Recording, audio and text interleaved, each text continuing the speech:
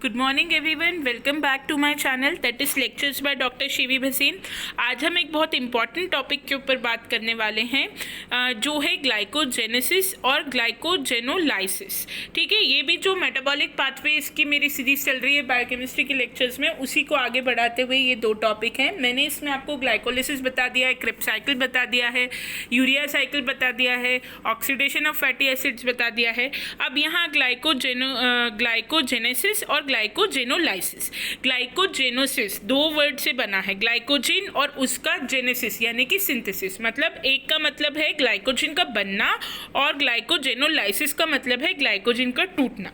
देखिए, हम इस टॉपिक के ऊपर आए उससे पहले हमारे लिए एक बात समझनी बहुत ज़रूरी है कि ग्लाइकोजिन क्या होता है। देखिए, क्या होता है कि जो भी हम फूड कंज्यूम करते हैं, अल्टीमेटली मैंने आपको पहले भी बताया कि उसका कन्वर्शन मोस्टली ग्लूकोज में हो जाता है, because glucose is the instant source of energy in our body. हमारी बॉडी में एनर्जी सप्लाई करने वाला इंस्टेंट सोर्स कौन है? ग्लूकोज है।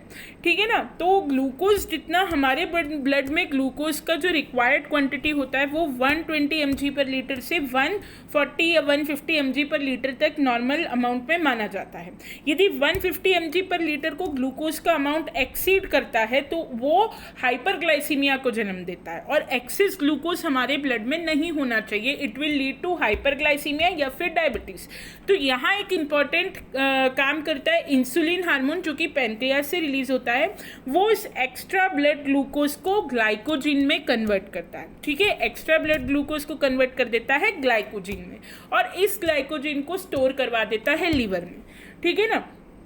और इसके बाद जब ज़रूरत पड़ती है, जब हम ग्लूकोज कंज्यूम नहीं करते या जब हम कार्बोहाइड्रेट नहीं ले रहे होते या हमारी बॉडी का ग्लूकोज लेवल लो होता है, तो इस ग्लाइकोजिन का ब्रेक डाउन होता है। तो पहले जब ग्लूकोज से ग्लाइकोजिन बना उसको कहेंगे ग्लाइकोजेनोसिस, और जब ग्लाइकोजिन टूटा तो उसको कहेंगे ग्लाइकोजेनोलाइसिस। ठीक है। अब ग्लाइकोजिन क्या है? It is the main form of glucose storage in animal. जैसे कि प्लांट्स के अंदर स्टार्च होता है, वैसे ही एनिमल के अंदर जो ग्लूकोज का स्टोरेज पॉइंट होता है वो ग्लाइकोजिन होता है। ये मेनली लीवर में स्टोर होता है। 6 to 8% ग्लाइकोजिन जो है वो लीवर में स्टोर होता है, 1 to 2% मसल में स्टोर होता है। ठीक है। ये ग्रैन्यूल्स के फॉर्म में, साइटोप्लाज्म में ग्रैन्यूल्स के फॉर्म में स्टोर होता है, और इसका जो अमाउंट है वो लीवर में भी ये बहुत हाई अमाउंट में पाया जाता है। मेन फंक्शन जो ग्लाइकोजिन का है वो ये है कि वो ब्लड ग्लूकोज लेवल को बनाए रखता है बिटवीन मील्स। जैसे कि अगर आप फास्टिंग कर रहे हैं तो उस ड्यूरेशन में आपका जो स्टोर्ड ग्लाइकोजिन है वही ग्लूकोज में कन्वर्ट होगा under the influence of glucagon hormone. और अगर आप वेल फेड कंडीशन में है, खा रहे हैं, तो जो ग्लूकोज बन रहा है वो कन्वर्ट होगा into glycogen under the influence of insulin hormone. ठीक है, ये बात हम आगे डिटेल में करेंगे, पर अभी के लिए इतना समझ लीजिए कि वेल फेड कंडीशन में जब आप खाना खा रहे हैं तो ग्लाइकोजिन जो है वो बनेगा ग्लूकोज से, और जब आप खाना नहीं खा रहे हैं, फास्टिंग कंडीशन में है, तो ग्लाइकोजिन का ब्रेक डाउन होगा and it will eventually release glucose. ठीक है। Since glycogen can be rapidly metabolised and can generate energy in the absence of oxygen. Glycogen जो है वो रैपिडली मेटाबोलाइज हो सकता है और ऑक्सीजन की एब्सेंस में भी एनर्जी रिलीज कर सकता है। और ब्रेन जो है उसको ग्लाइकोजिन से ही मतलब ग्लूकोज कन्वर्ट हो के, मतलब ब्रेन की एक प्रॉब्लम होती है। मैं एक बात यहाँ आपको और बता दूँ, जो हमारा एक जनरल कंसेप्ट है ना कि भूख लगती है, आप में से किसी ने कभी सोचा है कि हमें भूख क्यों लगती है? भूख तब लगती है जब हमारे ब्रेन को ग्लूकोज का सप्लाई नहीं होता, और ब्रेन सबसे ज़्यादा ग्लूकोज कंज्यूम करने वाला ऑर्गन होता है। ये इसको आप एक बहुत कॉमन एग्जांपल से आप देख सकते हैं। यदि अपन पढ़ाई करें या पढ़ते रहें या पढ़ाई से संबंधित कोई भी ऐसा ब्रेन यूज़ करने वाला काम कर रहे हैं तो भूख बहुत जल्दी लगती है। भले ही आपकी फिजिकल एक्टिविटी नहीं भी होगी, लेकिन अगर आप पढ़ाई का काम कर रहे हो तो आपको इंस्टेंटली थोड़ी थोड़ी देर में भूख लगेगी। एक जनरल टेंडेंसी थी। क्यों?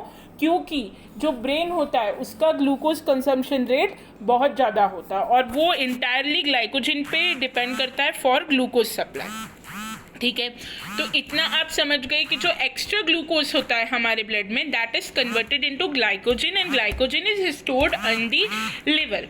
ठीक है। अब ये जो प्रोसेस है ये ग्लूकेगॉन हार्मोन की प्रेजेंस में होती है, लेकिन जो साइकिल है, जो स्टेप्स हैं कन्वर्शन के, ग्लूकोज से ग्लाइकोजिन बनने के जो स्टेप्स हैं वो कैसे चलते हैं? ठीक है। ये जो प्रोसेस होती है साइटोसोल में होती है, मतलब सेल के साइटोप्लाज्म में होती है, और इसमें एटीपी और यूडीपी है ना, यूरिडीन ट्राइफॉस्फेट, ये तीनों चाहिए, ये दोनों चीज़ों की रिक्वायरमेंट होती है। ग्लूकोज चाहिए होता है, एटीपी चाहिए होता है और यूटीपी चाहिए होता है, ठीक है। देन सबसे पहले इसमें यूडीपी ग्लूकोज का सिंथेसिस होता है। जो एंजाइम हेक्सोकाइनेज है वो मसल में भी प्रेजेंट होता है और लीवर में भी प्रेजेंट होता है, जिसका काम होता है वो ग्लूकोज को कन्वर्ट कर देता है ग्लूकोज 6 फॉस्फेट में, ठीक है। ग्लूकोज का कन्वर्शन होगा ग्लूकोज 6 फॉस्फेट में, या तो इन द प्रेजेंस ऑफ हेक्सोकाइनेज या ग्लूकोकाइनेज एंजाइम। देन फॉस्फोग्लिसरोम्यूटेज एंजाइम जो है वो ग्लूकोज 6 फॉस्फेट को ग्लूकोज 1 फॉस्फेट में कन्वर्ट कर देता है, ठीक है। एक बार इसे अपन साइकिल से देखने की कोशिश करते हैं। ग्लूकोज से ग्लूकोज 6 फॉस्फेट बना और ग्लूकोज 6 फॉस्फेट से क्या बन गया, ग्लूकोज 1 फॉस्फेट, ठीक है। एंजाइम्स साइकिल में जो डायग्राम था वो एंजाइम वाला नहीं मिल रहा था मुझे नेट पे, और बुक वाला डायग्राम क्लियर नहीं था, लेकिन आपको मैं बता दूं कोई भी साइकिल आप बनाएं तो आप एंजाइम ज़रूर मेंशन करें। मैंने हर एंजाइम का नाम डिस्क्रिप्शन में मेंशन किया है, तो आप जब साइकिल बनाएं तो एंजाइम का नाम ज़रूर मेंशन करें। एटीपी कहाँ, किसी भी साइकिल में एटीपी कहाँ कंज्यूम हो रहा है, कहाँ जनरेट हो रहा है, ये बहुत इंपॉर्टेंट एस्पेक्ट है। NADH में कहाँ कन्वर्ट हो रहा है ना, और कहाँ कंज्यूम हो रहा है, ये पूरा आपको देना है। और ट्राई करिए कि coloured pen, different coloured pen से साइकिल में आप एंजाइम का नाम मेंशन करें, और ये जो भी ATP NADH इनका जो भी जनरेशन हो रहा है, try to mention it with a different colour pen, ठीक है। एंजाइम्स का नाम किसी भी मेटाबॉलिक पाथवे में, और NADH ATP ADP इनका कंजम्पशन और इनका सिंथेसिस, ये देना बहुत ज़रूरी है। तो एंजाइम का नाम मैंने पूरा डिस्क्रिप्शन में दिया, ठीक है ना। जैसे ग्लूकोज का कन्वर्शन हो रहा है ग्लूकोज 6 फॉस्फेट में बाय हेक्सोकाइनेज या फिर ग्लूकोकाइनेज, यदि मसल में होगा तो हेक्सोकाइनेज से, यदि लिवर में होगा तो ग्लूकोकाइनेज से, ठीक है। फिर उसके बाद ग्लूकोज 6 फॉस्फेट कन्वर्ट होगा ग्लूकोज 1 फॉस्फेट से, और यहाँ एंजाइम रहेगा फॉस्फोग्लिसरोम्यूटेज, ठीक है। फिर यूरिडीन डाइफॉस्फेट ग्लूकोज सिंथेसाइज होगा ग्लूकोज 1 फॉस्फेट से, यानी कि ग्लूकोज 1 फॉस्फेट से क्या बन गया, यूरिडीन ट्राइफॉस्फेट। देखिए ये देखिए ये ग्लाइकोजेनेसिस, इसके अंदर ग्लूकोज से ग्लूकोज 6 फॉस्फेट बना, फिर ग्लूकोज 1 फॉस्फेट बना, फिर यूरिडीन डाइफॉस्फेट बना, ठीक है। ये जो थी ये हमारी फर्स्ट स्टेप थी।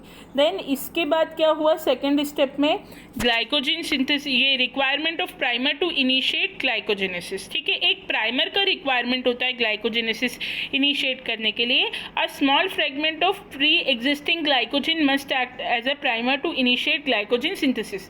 जिस प्रकार से हम DNA सिंथेसिस में पढ़ते हैं ना कि 3' एंड DNA पॉलीमरेज को नहीं मिलता है, इस वजह से DNA पॉलीमरेज की एक्टिविटी नहीं हो पाती और वहाँ एक RNA प्राइमर की आवश्यकता होती है।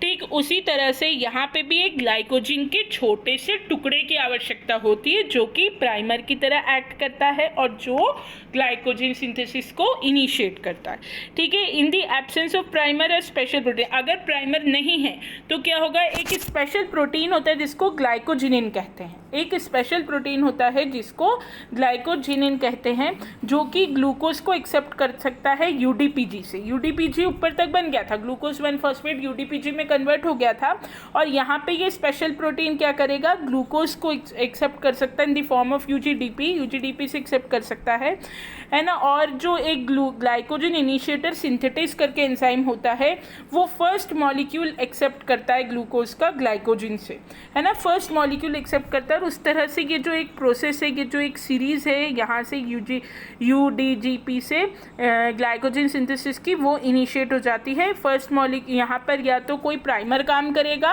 और ये तो अगर प्राइमर नहीं होगा तो यहाँ पे ग्लाइकोजिनिन नाम का प्रोटीन काम करेगा जो फर्स्ट मॉलिक्यूल ग्लूकोज का जो है वो एक्सेप्ट करवाएगा इस UDGPG से, है ना। यहाँ पर देखिए ग्लाइकोजन सिंथेटिस एंजाइम भी हेल्प कर रहा है और फर्स्ट मॉलिक्यूल एक्सेप्ट करवा रहा है। देन इसके बाद क्या होगा, इस स्टेप के बाद जो हमारा नेक्स्ट स्टेप होगा वो होगा यहाँ पे ये glycogen synthesis by glycogen synthetase. Glycogen synthetase द्वारा जो ग्लाइकोजन सिंथेसिस है वो हो जाएगा कैसे, वो 1,4 ग्लाइकोसिडिक लिंकेज का फॉर्मेशन करेगा और एंजाइम जो है उसका मेन काम है to transfer glucose from UDP glucose to non reducing end of glycogen.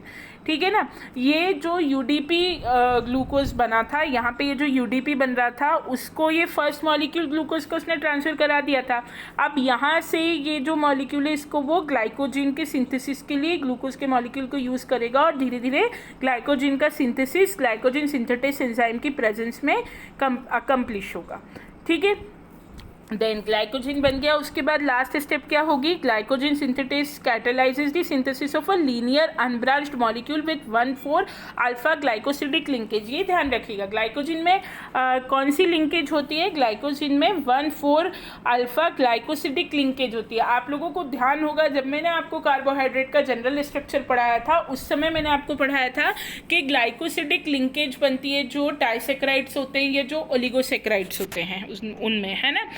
वो किस किस कार्बन के बीच में बनती है उसके बेसिस पे नाम दिए जाते हैं। तो ये 1,4 अल्फा ग्लाइकोसिडिक लिंकेज ग्लाइकोजन में पाई जाती है और जो कौन करता है कैटालाइज, ग्लाइकोजन सिंथेटेस नाम का एंजाइम जो है वो लीनियर अनब्रांच्ड मॉलिक्यूल बनाता है विथ 1,4 ग्लाइकोसिडिक लिंकेज। और ब्रांचेस जो हैं वो ब्रांचिंग एंजाइम जिसको ग्लाइकोसाइल अल्फा 4,6 ट्रांसफेरेज बोलते हैं उसकी मदद से ब्रांचेस जो हैं ग्लाइकोजन में वो इनिशिएट होती है और ब्रांचिंग हो जाती है उसमें। यानी ये हम पूरी तरह से देख सकते हैं कि किस तरह से ग्लाइकोजन का सिंथेसिस हुआ। देखिए ग्लाइकोजेनेसिस कैसे हुआ, लीवर में होगा या फिर कौन से सेल में होता है, मसल सेल में। तो ग्लूकोज पहले कन्वर्ट होगा ग्लूकोकाइनेस या मसल हेक्सोकाइनेस की प्रेजेंस में और मैग्नीशियम आयन की प्रेजेंस में ग्लूकोज 6 फॉस्फेट में। फिर वहाँ फॉस्फोग्लिसरोम्यूटेस एंजाइम की प्रेजेंस में जो ग्लूकोज 6 फॉस्फेट है वो कन्वर्ट हो जाएगा ग्लूकोज 1 फॉस्फेट में।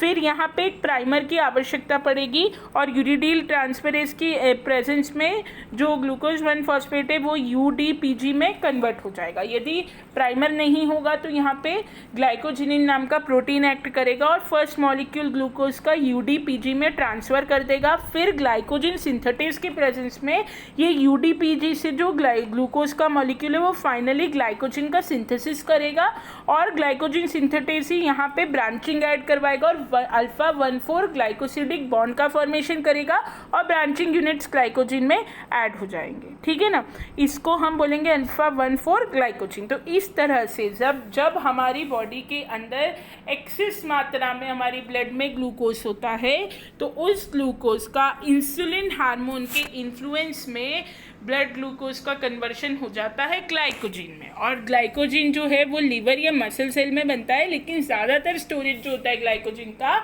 वो लीवर में होता है। यहीं पे मैं एक एबनॉर्मलिटी भी आपको समझा देती हूँ। अगर ब्लड में ग्लूकोज की मात्रा कम है या ग्लूकोज नहीं यदि ब्लड के अंदर इंसुलिन की मात्रा कम है या जो इंसुलिन हमारे ब्लड में है वो फंक्शनल नहीं है या प्रॉपरली हमारे ब्लड में इंसुलिन नहीं बन पा रहा है, तो जो फ्री ग्लूकोज है हमारे ब्लड का वो ग्लाइकोजन में कन्वर्ट नहीं हो पाएगा, जिसके कारण ब्लड में फ्री ग्लूकोज की मात्रा अत्यधिक बढ़ेगी and it will lead to hyperglycaemia या डायबिटीज मेलिटस, जो कि आज के ज़माने का एक बहुत ही कॉमन डिजीज़ है। उसके अंदर इंसुलिन के इंजेक्शंस देने पड़ते हैं या आर्टिफिशियली इंसुलिन देना पड़ता है बॉडी के अंदर, जिससे कि वो फ्री ग्लूकोज को ग्लाइकोजन में बदल सके। ठीक है, तो ये जो ग्लाइकोजन का बनना है ये अत्यंत महत्वपूर्ण रिएक्शन है। जब हम ज़्यादा मात्रा में कार्बोहाइड्रेट कंज्यूम करते हैं तो जो एक्सेस कार्बोहाइड्रेट या एक्सेस कार्बोहाइड्रेट के कन्वर्शन से जो ग्लूकोज बनता है it gets converted into glycogen and it is stored in the liver cells. ठीक है, अब ये तो हमने देखा कि किस तरह से ग्लाइकोजन बनता है। अब ये बताइए कि जिस तरह से ग्लाइकोजन बन रहा है उसी तरह से ग्लाइकोजन का टूटना भी आवश्यक है ना। ग्लाइकोजन जब कभी, हाँ एक बार हम ये ओवरऑल रिएक्शन देख लेते हैं ग्लाइकोजेनेसिस का। Glucose n plus glucose 2 ATP करके ये ग्लूकोज का जो पॉलीमर है उसका सिंथेसिस हो जाएगा और 2 ATP यहाँ पे कंज्यूम हुए हैं। ठीक है ना, अब 2 ATP जो कंज्यूम है इसमें से एक फॉस्फोरिलाइजेशन ऑफ ग्लूकोज में लगता है और दूसरा UDP को UTP में कन्वर्ट करने में लगता है। ठीक है, ये ओवरऑल रिएक्शन है ग्लाइकोजेनेसिस की। अब ग्लाइकोजेनोलाइसिस यानी कि ग्लाइकोजन का टूटना, जैसे कि मैंने बताया कि जब हम ज़्यादा मात्रा में कार्बोहाइड्रेट कंज्यूम करेंगे तो ज़्यादा मात्रा में ग्लूकोज बनेगा और वो अत्यधिक ग्लूकोज ग्लाइकोजन में कन्वर्ट होगा under the influence of insulin hormone और लिवर में स्टोर हो जाएगा। ठीक उसी प्रकार जस्ट सिमिलरली टू दैट उसका जो एंटागोनिस्टिक पाथवे है, मतलब ये उसका ठीक विपरीत जो काम होगा वो क्या होगा कि जब हम फास्टिंग कर रहे हैं या जब हम डाइट कर रहे हैं और कार्बोहाइड्रेट सोर्सेस हमारे ब्लॉक हैं तो उस समय हमें ग्लूकोज का इंस्टेंट सप्लाई नहीं मिल रहा, तो हमारा जो ग्लाइकोजन लिवर में स्टोर था वो ग्लूकोज में कन्वर्ट होगा under the influence of hormone glucagon, जो भी पेनक्रियास के अल्फा सेल्स द्वारा सिक्रीट होता है। इंसुलिन पेनक्रियास के बीटा सेल द्वारा सिक्रीट होता है, ग्लूकेगॉन पेनक्रियास के अल्फा सेल द्वारा सिक्रीट होता है। ठीक है, तो उसका जो काम होता है वो ये होता है कि जब भी ज़रूरत पड़े, जब भी हम कार्बोहाइड्रेट सोर्सेस न लें, तब हमारी बॉडी का जो ग्लाइकोजन है उसको वो कन्वर्ट कर दे ग्लूकोज में। ठीक है, ग्लाइकोजन को कन्वर्ट कर दे ग्लूकोज के अंदर और उसको बॉडी में रिलीज कर सके, ताकि बॉडी, क्योंकि ग्लूकोज देखिए बढ़े वो घातक होता है लेकिन ग्लूकोज का बढ़ना कम घातक होता है। लेकिन अगर ग्लूकोज का लेवल ब्लड के अंदर कम हो जाए तो वो सीधे डेथ कॉज करता है, सीधे डेथ कॉज करता है ना। 40 के नीचे ग्लूकोज गया, स्ट्रेट अवे डेथ होगी।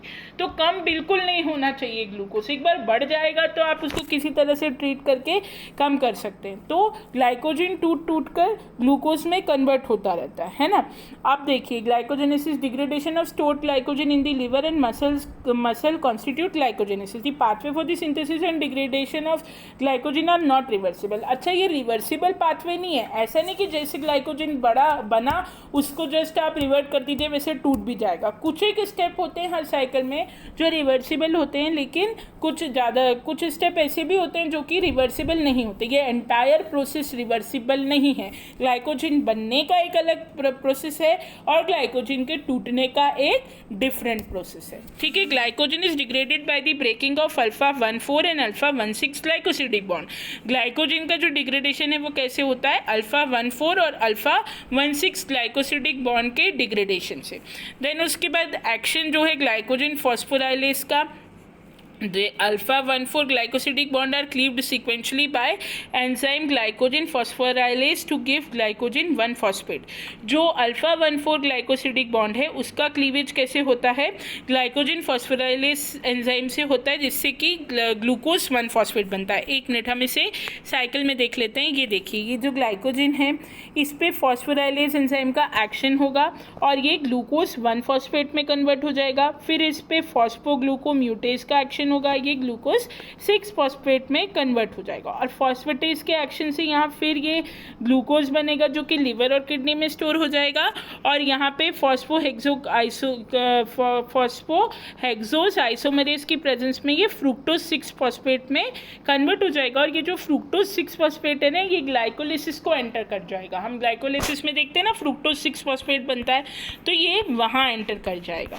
ठीक है ना, ये एक जनरल प्रोसेस हुई। अब देखिए, पहला स्टेप क्या हुआ? ग्लूकोज 1-phosphate का फॉर्मेशन, जिसको फॉस्फोराइलेसिस कहा, और ये तब तक कंटिन्यू होगा until 4 glucose residues remain on either side of the branching point. जब तक 4 रेसिड्यू हर साइड पे ब्रांचिंग पॉइंट पे रहेंगे तब तक ये प्रोसेस चलता रहेगा।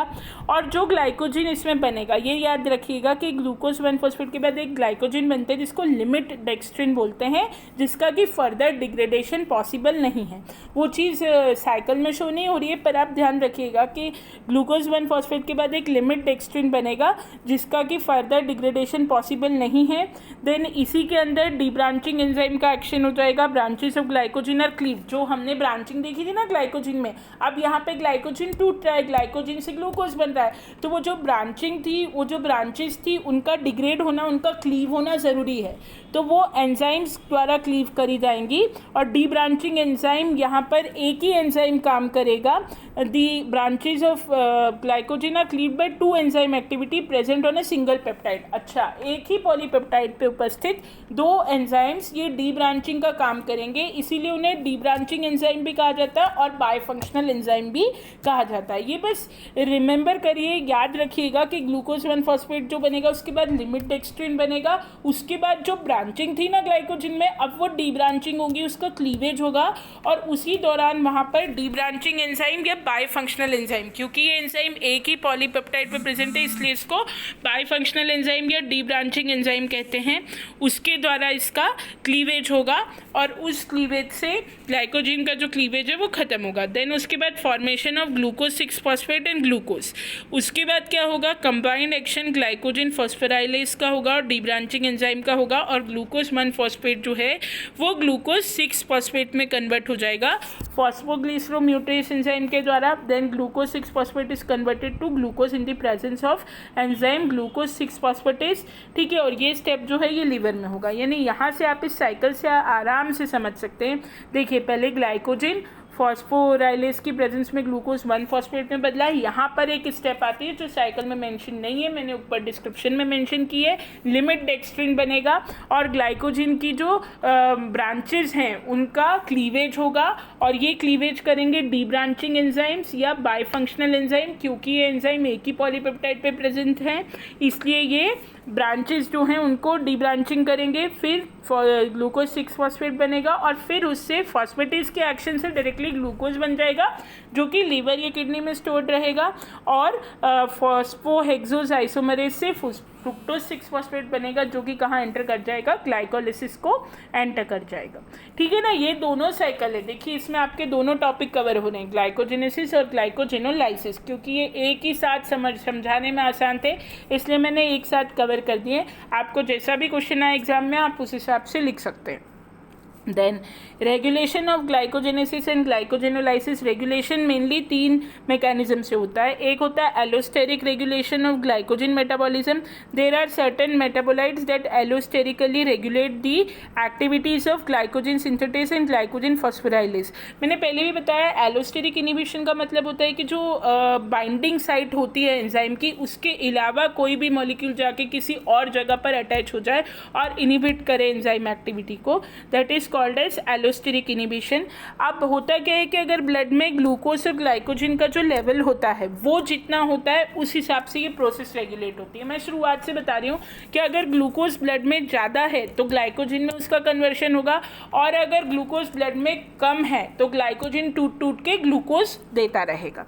और इसी का हार्मोनल रेगुलेशन, तो यहाँ आप ध्यान रखिएगा कि epinephrine, nor epinephrine and glucagon activate adenylyl साइक्लेज, ये सब CAMP का प्रोडक्शन इंक्रीज करते हैं और ग्लूकेगॉन हार्मोन के सिंथेसिस में और ये सब जो प्रोसेस हैं ये ग्लाइकोजन के सिंथेसिस में सहायक हैं, एपिनेफ्रिन, नॉर एपिनेफ्रिन। लेकिन सबसे ज़्यादा जो इम्पॉर्टेंट रोल है वो होता है इंसुलिन और ग्लूकेगॉन का। मैंने आपको पहले भी बताया कि ग्लाइकोजन को ग्लूकोज में ग्लूकेगॉन तोड़ेगा और ठीक उसका उल्टा काम ग्लूकोज से ग्लाइकोजन बनाएगा insulin hormone. Insulin hormone beta cells of pancreas से रिलीज होता है और glucagon hormone alpha cells of pancreas से रिलीज होता है। ठीक है, इसके बाद जो कैल्शियम आयंस होते हैं उनका भी इफेक्ट होता है मसल के अंदर, क्योंकि ग्लाइकोजन का स्टोरेज होता है और जब मसल्स काम करती हैं तो इस ग्लाइकोजन का ब्रेकडाउन भी होता है, एक्सरसाइज के दौरान यही होता है। तो कैल्शियम आयंस अगर होते हैं तो वो इस प्रोसेस को बेटर तरीके से रेगुलेट कर पाते हैं, है ना, स्पेशली उसके ब्रेकडाउन को, ग्लाइकोजेनोलाइसिस को वो रेगुलेट करते हैं। जैसे जैसे एक्सरसाइज होगी या मस्कुलर एक्टिविटी होगी ग्लाइकोजन का ब्रेकडाउन होगा। देन अगर इसका हम डिसऑर्डर्स की बात करें तो एबनॉर्मल अगर ग्लाइकोजेनेसिस, ये मैंने आपको शुरू से बताया, शुरुआत से ही मैं कह रही हूँ कि अगर ग्लूकोज का लेवल ज़्यादा है और वो ग्लूकोज ग्लाइकोजन में कन्वर्ट नहीं हो पा रहा तो वो हाइपरग्लाइसीमिया होगा। अब कारण कुछ भी हो सकता है, अगर इंसुलिन हार्मोन नहीं होगा तो भी ये ग्लूकोज ग्लाइकोजन में कन्वर्ट नहीं हो पाएगा, अगर प्रॉपर साइकिल नहीं चलेगी ग्लाइकोजन बनाने की तो भी कन्वर्ट नहीं हो पाएगा, मगर उसके फलस्वरूप क्या होगा, ब्लड के अंदर ग्लूकोज का लेवल बहुत बढ़ जाएगा जाएगा और इससे डायबिटीज़ मेलिटस नाम की बीमारी या हाइपरग्लाइसीमिया भी जिसको हम कहते हैं वो होगा। और ठीक इसका उल्टा, यदि ग्लाइकोजन ग्लूकोज में नहीं टूट पा रहा तो ब्लड के अंदर ग्लूकोज का लेवल लो होगा।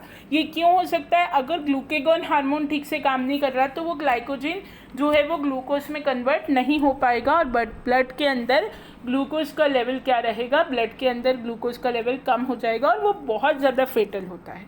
ठीक है ना। आई होप ये दोनों टॉपिक आपको समझ में आए होंगे। अगर आपको कुछ भी डाउट डिफ़िकल्टी है तो आप मुझसे पूछिए, और अगर नहीं तो प्लीज़ वीडियो को लाइक करें, शेयर करें, चैनल को सब्सक्राइब करें, और कुछ भी प्रॉब्लम हो तो कमेंट बॉक्स में कमेंट करें। Thank you very much.